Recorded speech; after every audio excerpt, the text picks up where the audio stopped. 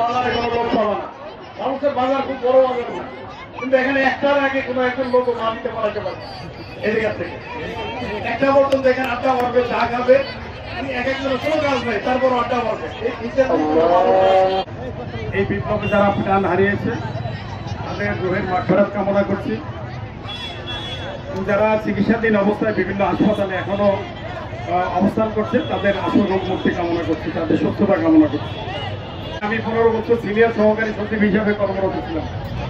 সব যোগ্যতা থাকা সত্ত্বেও আমার প্রমোশন হওয়ার কোনো হয়নি। এটা আল্লাহ তাআলার তরফ থেকে। এবং আপনাদের এখানে আমি প্রধান অতিথি হিসাবে আমাকে আনা হয়েছে, এটা একটা আমার কাছে বিশাল একটা পাওয়া। বাবুরচর স্কুল, বাবুরচর একদম ছোটকাল থেকে, যখন একদম পড়ালেখা করি না তখন থেকে কিন্তু বাবুরচরে, যেহেতু বাবুরচর আমাদের আত্মীয় সবাই আত্মীয়, এই কারণে। আরো একটা কথা বলি, বাবুরচর মাঠ কিন্তু ঐতিহাসিক মাঠ। এখানে কোনো এক সময় গরুর হারকানি হারকানি হারকানি হারকানি হারকানি আমাদের গরু, আমাদের বাংলা গরু ছিল। এই গরু এখান থেকে এসে একবার একটা মেডেল পাইছে, ওই মেডেলটা আমি এখনো সংরক্ষণে রেখেছি। এবং ওই গরু দাবরের সময় বাড়ি থেকে আসতে বাচ্চাদের আসতে দিত না, কারণ গরু থেকে তো দৌড় দিত এই জন্য আর কি। তারপরও পলায় ঢুকায় তারপরও কিন্তু এখানে আসতাম। আরেকটা কারণে বাবুরচরে ছোটকালে আসতাম, সেটা হলো এখানে ঈদের নামাজ হইতো। এখানে আশেপাশে কোনো ঈদের নামাজের মাঠ ছিল না, একদম ওই আমাদের এখান থেকে 4-5 কিলোমিটার করে ওখান থেকে নৌকা নিয়ে হেঁটে তারপরে বর্ষার সময় নৌকা নিয়ে আমরা এখানে নামাজ পড়ার জন্য। এই বাবুরচর ঐতিহ্যগতভাবে কিন্তু অত্যন্ত সমৃদ্ধ একটি জায়গা। এই সমৃদ্ধ এলাকার লোকজনও কিন্তু খুবই সমৃদ্ধ। এই কারণে বাবুরচর স্কুলের এত জমজমাট। আমার কাছে এখানে দাবি জানানো হয়েছে বাউন্ডারি ওয়ালের। আমি আসলে শিক্ষা মন্ত্রণালয়ে 8 বছর চাকরি করছি।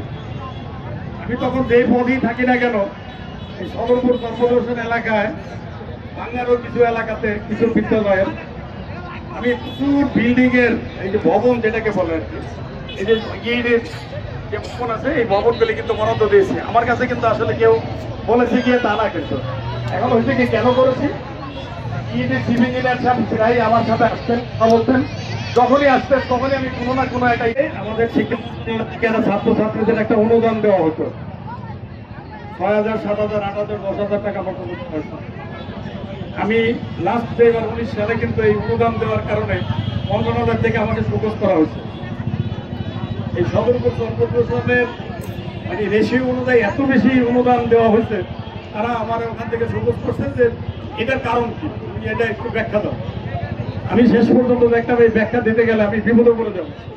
আমি সম্মানিত সচিব স্যারের কাছে গিয়ে বললাম, স্যার এটা আমার এলাকায় কিছুই তো করতে পারি না স্যার, এই সুযোগ তো পাইছে দিছি, আপনি যদি স্যার এটা ফাইলে উপস্থাপন করে আমি জবাব দিব, একটা জবাব দেওয়ার পরে তো যদি আমার ফাইলে দেন তাহলে কিন্তু স্যার আমার বিরুদ্ধে ব্যবস্থা নেওয়া হবে। আপনি অভিযোগ করে রেখে দেন স্যার, যা হয়েছে এরপর আর হবে না স্যার। আমি এরপরে কি করলাম, আমাদের সদরপুর কর্পোরেশন বাংলার যারা ঢাকা বিশ্ববিদ্যালয় শিক্ষা প্রতিষ্ঠানে পড়ালেখা করে, আমার জানা মতো ওই সময় আমি কাউকে বাদ দিই নাই, যারাই যোগাযোগ করেছে জানা মতো বাদ দিই নাই। ওখানে ধর আমার সদরপুর কর্পোরেশন ধরার কোনো সুযোগ নেই। এই কারণে আমি যেটি বিশ্বাস করি সেটা হলো, যারই যেখানে যে থাকুক না কেন, যদি কারো কোনো কাজ করার সুযোগ থাকে সেই কাজ ঠিক করে করা উচিত। কারণ সুযোগ সবসময় পাওয়া যাবে না, সুযোগ সবসময় থাকবে না, কাজের পরিবেশও থাকবে না। এই যে এখন যেমন আমরা একটা তত্ত্বাবধায়ক সরকারের ইয়ে আছি, নিয়ন্ত্রণে আছি, আমার কেন জানি মনে হয় পলিটিক্যাল গভর্নমেন্ট আসার আগে এই সময়টাতে আমাদের কাজ করার আরো বেশি সুযোগ আছে। এই সময় আমার পলিটিক্যাল গভর্নমেন্ট, আমি কাউকে ইয়ে করে করতে কথা বলছি না, পলিটিক্যাল গভর্নমেন্টের লোকজন কিন্তু আমাকে আর এখন চাপ দেওয়ার কোনো সুযোগ। স্বাভাবিক কারণেই আমরা এখন যারা প্রশাসনে চাকরি করি, আমাদের জন্য এই সময়টা কিন্তু কাজ করার একটা সম্বন্ধ সময়। আমার বিশ্বাস এখানে যেহেতু বিল্ডিং লাগবে না, বাউন্ডারি ওয়াল, আমি প্রধান শিক্ষককে বলছি একটা প্রধান প্রকৌশলী বরাবর একটা দরখাস্ত দিবেন, বাউন্ডারি ওয়াল হয়ে যাবে ইনশাল্লাহ। এটা নিয়ে এত চিন্তার কিছু নাই।